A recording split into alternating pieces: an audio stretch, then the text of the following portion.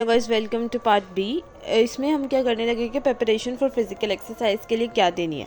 जब भी कोई अपने फिजिकल एक्सरसाइज शुरू करवानी है उसे हम कहते हैं डोम ना हो जाए, मतलब delay onset of muscle soreness ना हो। उससे पहले हम कहते हैं कि वार्मिंग अप करें। कोई भी अगर आप कोई भी एक्टिविटी में इन्वॉल्व हो तो आपको पता होगा कि सबसे पहले आपको वार्मिंग अप करवा रहे हैं। तो वार्मिंग अप का फ़ायदा क्या होता है? कोई भी एक्सरसाइजेस को बिगिन करने से पहले आप क्या कहते हैं कि वार्मिंग अप करें। इससे क्या होता है कि डिक्रीज़ हो जाता है डोम का। ठीक है, हम कहते हैं कि आप कॉन्सेंट्रिंग करें, मतलब पहले शॉर्टनिंग करें फिर लेंथनिंग करें, शॉर्टनिंग कॉन्ट्रैक्शन हो फिर हमारी लेंथनिंग हो। मतलब ये आपको ना इंपॉर्टेंट डोम का थोड़ा पता होना चाहिए। बाकी इसमें ऐसा कुछ समझने वाली चीज़ है, मतलब रट्टा बेस भी है और थोड़ी सी समझने वाली, वो समझा देती है जो MCQs में आ सकती है एज वेल। ये लॉन्ग क्वेश्चन में नहीं आएगा, ठीक होगा। और इसमें क्या होता है, कॉन्ट्रैक्शन रेगुलर वार्म अप आपने करना है, ठीक है, और मॉडरेट एक्सरसाइज करनी है। अब स्ट्रेचिंग वार्म अप एक्सरसाइजेज जो होती है ये इन्वॉल्व करती है बाउंसिंग, मतलब जंपिंग वगैरह हो, ये आपकी वार्म अप एक्सरसाइज है। हाई इंटेंसिटी की भी करते हैं और इसमें की स्ट्रेच शॉर्टनिंग साइकिल पूरी आ जाती है, ठीक होगा। इसमें हमारे पास पावरफुल मूवमेंट हो रही होती है हमारे की, इजीली इंजरी भी आ जाती है, ठीक होगा। Less needing complementary muscle tendon की भी आ जाती है। Various type of muscle stretching आ रही होती है जिसमें हमें स्ट्रेच आ रहा होता है प्रोपिनो न्यूरोमस्कुलर जंक्शन का। तो स्टैटिक स्ट्रेच जो होता है ना, इसमें हमारे पास इन्वॉल्व हो रहा है कि आपने ना मसल की जो एंड वाली रेंज होती है ना उसको 15 to 30 सेकेंड्स के लिए इंक्रीज करना है, मतलब स्टैटिक स्ट्रेच देना है, ठीक होगा। लेंथ को करना है, टाइटनेस मसल को करना है कि इंजरी ना है। प्रोपिनोसेप्टिव में जो होती है ये फ्लेक्सिबिलिटी को इंक्रीज़ करने के लिए होती है। ये लिटिल डेंजर भी आ जाता है ओवर स्ट्रेचिंग की वजह से मसल्स में, और डेवलप मतलब स्ट्रेंथ जो होती है वो डेवलप करते करते कभी कभी ना इंजरी भी आ जाती है ओवर स्ट्रेचिंग जब हम कर देते हैं। PNF यूज़ कर रहा होता है, रिलीव कर होता है मसल की सॉरनेस वगैरह को, क्रैम्प्स वगैरह को, और प्रेशर जो होता है वो जनरेट हो रहा होता है, ठीक है। PNF जो होता है ये कॉन्ट्रैक्ट रिलैक्स टेक्निक के लिए भी हेल्पफुल होता है।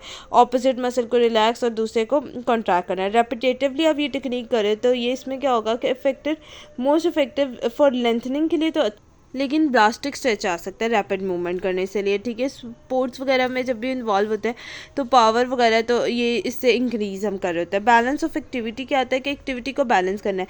फिजिकल एक्टिविटी के ना 4 पैरामीटर्स इन्होंने बताए हुए हैं। पहला पैरामीटर डेली एक्टिविटी, तीसरा वाला जो आता है फोर्थ वाले की बात करी जो सबसे बॉर्डर है, बॉटम पे है। फिर एरोबिक, फिर स्पोर्ट और सेडेंट्री, मतलब डेली एक्टिविटी में हमारा सबसे ज़्यादा इन्फ्लुएंस करे, फिर हमारी एरोबिक एक्टिविटी, फिर हमारी स्पोर्ट की सेडेंट्री। अब यहाँ पे देखो, अब ये 4 पैरामीटर्स में जो बॉटम वाला आता है ना ये डेली फिजिकल एक्सरसाइजेस के लिए होता है। इसमें 30 to 60 टाइम आपने डेली फिजिकल स्ट्रेचिंग, वॉकिंग वगैरह, स्टेयर क्लाइम्स वगैरह करनी होती है। सेकंड जो होता है एरोबिक होते हैं, मॉडरेट टू हाई इंटेंसिटी की करनी होती है, 3 to 5 डेज के लिए करनी होती है, ठीक होगा। अब थर्ड वाला मैंने आपको पहले बताया था कि हमारे पास स्पोर्ट्स का होगा, मतलब लेयर एक्टिविटी में फुटबॉल, स्विमिंग वगैरह आप जो खेल रहे हैं वो 2 to 3 डेज आप ये करें पर वीक कर लें, ठीक है। वेट करें। टॉप टेयर जो आपका सेडेंट्री लाइफ है, TV देखना, कंप्यूटर देखना, इसको तो है वो ट्रायंगल में देखिए कम जगह मिली हुई है तो कम करनी है, ठीक है।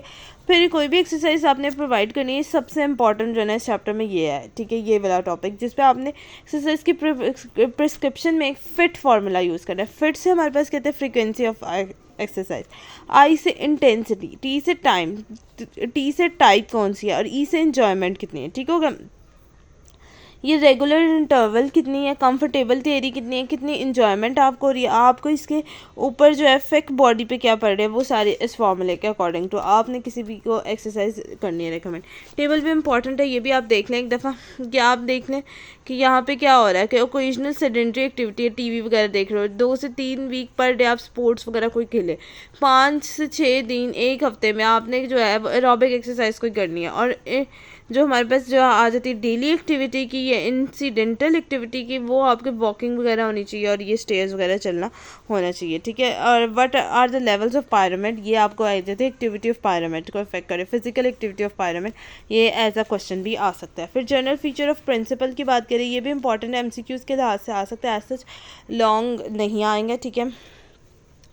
एक्सरसाइज की टॉलरेंस होती है, ठीक है, कोई भी टाइम में आप जो भी एक्सरसाइज करें उसकी टॉलरेंस होती है, उसकी स्ट्रेंथ पे, आपकी स्टेमिना पे डिपेंड कर रही होती है। बेसलाइन लेवल भी होता है जो 3 टाइम पर वीक हम कर रहे होते हैं, ठीक है। 60% इंटेंसिटी से 30 मिनट की ड्यूरेशन पे कर रहे होते हैं, ठीक होगा। देन उसके बाद कुछ विग्रेस एक्सरसाइजेज होती हैं, ठीक है, जो बहुत विग्रेस का मतलब मॉडरेट टू विग्रेस एक्टिविटी के जा रहे हैं। सर्जन जर्नल ने ये हमने पहले भी नाम पढ़ा, उसके अकॉर्डिंग टू विग्रेस एक्सरसाइज क्या इफेक्ट कर रही थी। अब ये जो है ना ये बात इंपॉर्टेंट है कि फिजिकल प्रिंसिपल ऑफ इंडिविजुअल पे भी करती है कि उस बंदे का जिसको आप एक्सरसाइज डिज़ाइन करके दे रहे हैं क्या उसकी नीड क्या है, उसका मेंटल स्टेटस क्या है, फिजियोलॉजिकल स्टेटस क्या है, पर्सनल फैक्टर क्या है। एथलीट की ट्रेनिंग रिस्क भी इसमें आ जाता है, ठीक है, वो किस तरह ट्रेनिंग करे, किस तरह वो एक्सरसाइज को सक्सेसफुल वे में लेके जा सकता है। देन उसके बाद हमारे पास जो आ जाता है प्रिंसिपल ऑफ ओवरलोड आ जाता है। ओवरलोड होता है मतलब अमाउंट ऑफ एक्सरसाइज जितना आप फिटनेस लेवल को इम्प्रूव करने के लिए कर रहे हो आप अपने आप को ओवरलोड भी कर रहे हो, ठीक है। अगर फ्रीक्वेंसी ज़्यादा, इंटेंसिटी ज़्यादा, ड्यूरेशन ज़्यादा, तो आप क्या करें, अपने आप को ओवरलोड करें। एक्सरसाइज जब भी प्रिस्क्राइब करनी है, जब भी डिज़ाइन करनी है, काफ़ी ज़्यादा चैलेंज इंडिविजुअल को सामना होता है। सफिशिएंट फ्रीक्वेंसी होनी चाहिए, ड्यूरेशन होनी चाहिए, डोरेंस होनी चाहिए जो हेल्थ केयर प्रोवाइड कर रहे होते हैं। थ्रेशोल्ड ऑफ ट्रेनिंग होनी चाहिए आपके पास, ठीक है।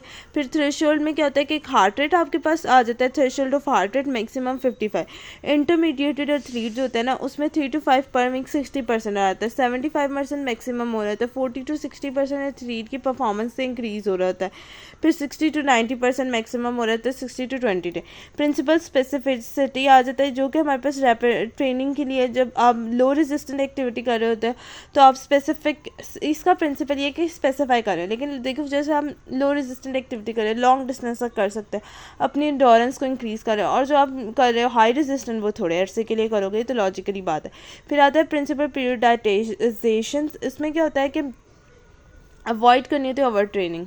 ये हमारे पास प्रिंसिपल ऑफ पीरियडाइजेशन आती है जो कि हमारे पास ओवर ट्रेनिंग को अवॉइड कर रहा होता है, इन्हांस कर रहा होता है हमारी परफॉर्मेंस को, ट्रेनिंग की फ्रीक्वेंसी को, इंटेंसिटी को, इंजॉयमेंट रेट को इंक्रीज़ कर रहा होता है। Resistive programme, low intensity training, वही बात जो ऊपर की, बेनिफिट क्या आते हैं इसके, आपकी जो होते हैं आपकी जो एक्सरसाइजेज में है रेगुलर बेसिस में आपके हैबिट में आ जाती है, आपको मस्कुलोस्केलेटल की इंडोरेंस, फ्लेक्सिबिलिटी, बॉडी कंपोजिशन को अच्छा कराता है। प्रिंसिपल ऑफ, फिर इसके बाद आता है रिवर्सिबिलिटी, लॉस आपकी देखो जब बहुत ज़्यादा आप टेंडेंसी से बॉडी को लेके जा रहे हैं, आपकी स्ट्रेंथ, इंडोरेंस जो है, फ्लेक्सिबिलिटी, जब एक्सरसाइज आप मेंटेन नहीं कर पा रहे तो वो कम होती जा रही है, ठीक है। एक आपने बहुत पहले 2 मंथ की एक्सरसाइज, तीसरे मंथ आपका कर दी तो आपका ग्राफ नीचे को जा रहा है, ठीक है। ये बॉडी को इंक्रीज़ कर रही है, मतलब डिट्रेंस की तरफ ला रही है, कमी की तरफ ला रही है, ठीक है।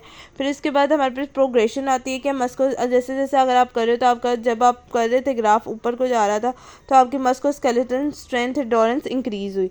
प्रिंसिपल ऑफ अडेप्टेशन आ जाता है कि बॉडी गेन करेगी स्ट्रेंथ को, इंडोरेंस को, मोर फिट होगी as it become more efficient, ठीक होगा। फिर उसके बाद आता है principle of recovery. Principle of recovery जो होती है ये need to give the body time कि वो रिकवर करे, ठीक है, जिस भी टाइम में।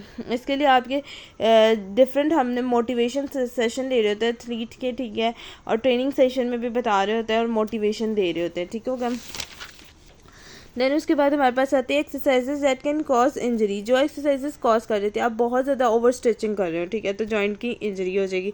आप बहुत ज़्यादा प्लास्टिक मूवमेंट करें, प्लास्टिक मूवमेंट प्रोजेक्शन के तौर पे होती है जिसमें फोर्स ऑफ ग्रेविटी हो, उसमें हो सकती है इंजरी। स्पाइन की अक्सर औकात आ रही है, लोअर बैक की स्ट्रेस जब जॉइंट पे आ रहा होता है, हाइपर फ्लेक्शन कर रहे हो तो हाइपरकाइनेसिस जो कंडीशन होती है जिसमें हमारे पास क्या होता है कि इंडिविजुअल को जो होता है वो रिस्क होता है कि टू मच एक्सरसाइज करने का, जिसे कहते हैं एक्टिविटी नर्वोसा कह रहे होते हैं।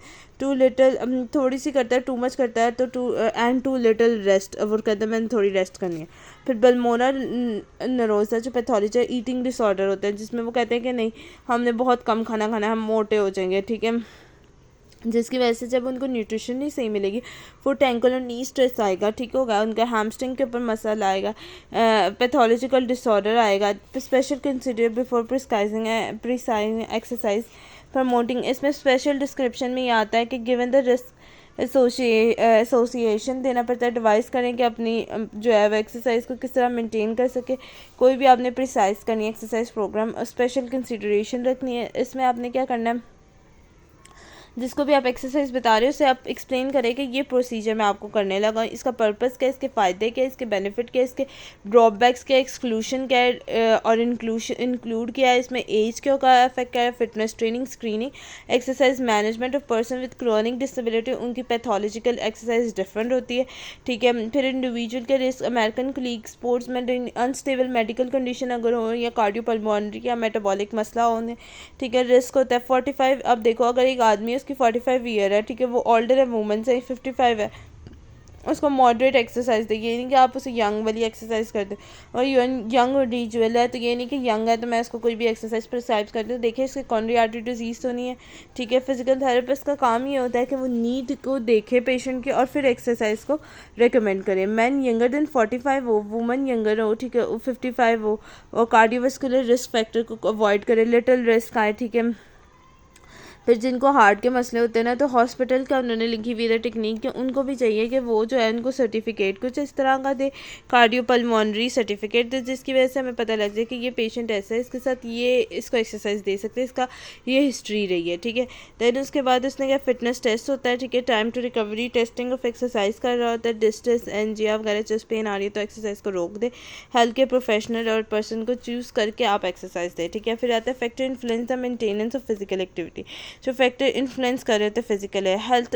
अब यहाँ पे ना इंट्रोडक्शन दिया है कि देखिए अमेरिका में 50% अमेरिकन अडल्ट है वो फिजिकल एक्टिविटी नहीं कर पाते, 26 जो है वो अपने फारिग वक्त में कर पा रहे हैं, लेकिन एज के साथ डिक्रीज़ होती जा रही है। इसका मतलब ये कि उनको इनकम का मसला भी या एजुकेशन का मसला है, ठीक है ना। फिर उसके बाद और कम हो रही है फिजिकल एक्टिविटी। फिर उसके बाद उसने कहा है कि आप ये देखें कि हेल्थ बिलीव मॉडल्स आ रहे हैं, ठीक है। हेल्थ बिलीव मॉडल्स के बता सकते हैं कि प्रिवेंट करें डिजीज़ को। एटीट्यूड हमारा रिफ्लेक्ट नहीं कर रहा टूवर्ड्स द परफॉर्मिंग एक्सरसाइज, हमारा एटीट्यूड ही नहीं है वो बोला कि हम एक्सरसाइज को परफॉर्म कर सकें। यहाँ हेल्थ बिलीव मॉडल्स भी आ जाते हैं कि अगर मैं ये करूँगा तो ये होगा, मेरे साथ ये होगा, ये होगा, तो ये बिलीव्स के भी मॉडल्स हमारे पास आते हैं। एटीट्यूड्स का रोल आ जाता है, पर्सन की मोटिवेशन अपनी भी होनी चाहिए कि अगर मैं ये करूँगा, मैं वेट एक्सरसाइज कर रहा हूँ तो मेरा वेट लॉस होगा, ठीक है। ये बातें लिख देनी है आपने। फिर उसके बाद आपने यहाँ पे एक और थेरी आती है हमारे पास, जो कि हमारे पास है कि सोशल लर्निंग थेरी, जो हमारे पास सोशल कॉग्निटिव थेरी होती है, जो सजेस्ट करती है कि इन्वायरमेंट इन्फ्लुएंस कर रही है पर्सन पे। अगर हम कोई भी काम कर रहे हैं तो हमें इन्वायरमेंट भी तो इन्फ्लुएंस कर रही है ना, तो वो कह रहे हैं कि वो भी पर्सन के आउटकम और कॉन्सिक्वेंस को देख रही होती है, बिलीव्स को वो सारा कर रही होती है। अगर आप काम कोई करें अच्छा तो लेकिन आपको डीमोटिवेशन हर तरफ से नेगेटिव एनर्जी मिल रहा है, तो आपकी ऑफकोर्स वो नेगेटिव एनर्जी कहीं ना कहीं आपके काम पर अफेक्ट करेगी। फैक्टर कंट्रीब्यूट करे तो नेगेटिव इमोशन, यही बात आगे कि logical physiological status, social pressure बहुत है, इंट्रा पर्सनल कॉन्फ्लिक्शन है, सोशल सपोर्ट नहीं है, लो मोटिवेशन है हमारे पास, तब भी हमें कर रही होती है।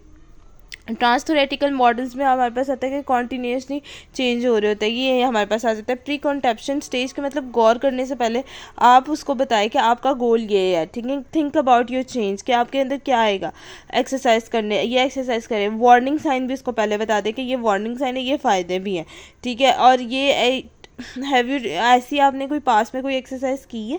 फिर उसके बाद कॉन्टेम्पचुलेशन स्टेज में आप गोल को इंडिविजुअल को बेनिफिट्स बताएं, ठीक है। Want to exercise this time करेंगे तो क्या आपको क्या रीज़न है एक्सरसाइज करने की, एक्सरसाइज करने का टाइम क्या होगा, ठीक है, एक्सपेक्ट क्या होंगे। फिर की प्रिपरेटरी स्टेज में आप रिसोर्सेज को बताएं कि सिलेक्ट एक्सरसाइज करें, रिसोर्सेज क्या होंगे आपके पास, टाइम को ट्रेन करें। एक्शन को बताएं, एक्शन स्टेज हमें बताएं कि इंडिविजुअल सेल्फ एफिशिएंट हो, ठीक है। क्वेश्चन जो होते हैं एक्सप्लेन करें अबाउट एक्सरसाइज को। फिर उसके बाद मेंटेनिंग स्टेज आती है इंडिविजुअल की कि फिजिकल एक्टिविटी लाइफस्टाइल में इन्वॉल्व हो, ठीक हो गया। फिर उसके बाद आपने बताना वुड यू लाइक एक फ्रेंड्स और फैमिली के साथ आप करें, टाइम स्पेंड करें, मेंटेनेंस स्टेज करें ताकि आपका दिमाग भी ठीक हो, सोशल सपोर्ट भी उसको फ्रेंड फैमिली मेम्बर्स की तरह से पार्टिसिपेशन में मिलती रहे, ठीक है। और मोटिवेशन इंडिविजुअल को एक्सरसाइज करने की, ठीक है। फिर community support for physical activity के लिए कम्युनिटी की भी सपोर्ट होना बहुत ज़्यादा ज़रूरी है। फॉर एग्जाम्पल ये प्रोवाइड सेफ इन्वायरमेंट उसे प्रोवाइड करें, वाइडेस्ट पॉसिबिलिटी दे उसे, ताकि जो डिसेबल पेशेंट है वो भी अच्छे से कर सके, क्योंकि हमारे पास सिर्फ हम दूसरी पॉपुलेशन का भी बात करें ना। फिर इसके बाद कम्युनिटी बेस्ड फिजिकल एक्टिविटी आप बताएं, एरोबिक बताए थे, स्कूल्स ओपन करें रिक्रिएशन के, इनकरेज करें पार्टिसिपेशन को, अलाउ करें हेल्थ केयर को कि वो जो है वो हमारे पास प्रोवाइड करे, इनकरेज करें पीपल को, इनकरेज करें एम्प्लॉयर्स को कि वो प्रोवाइड करें support to work site environment.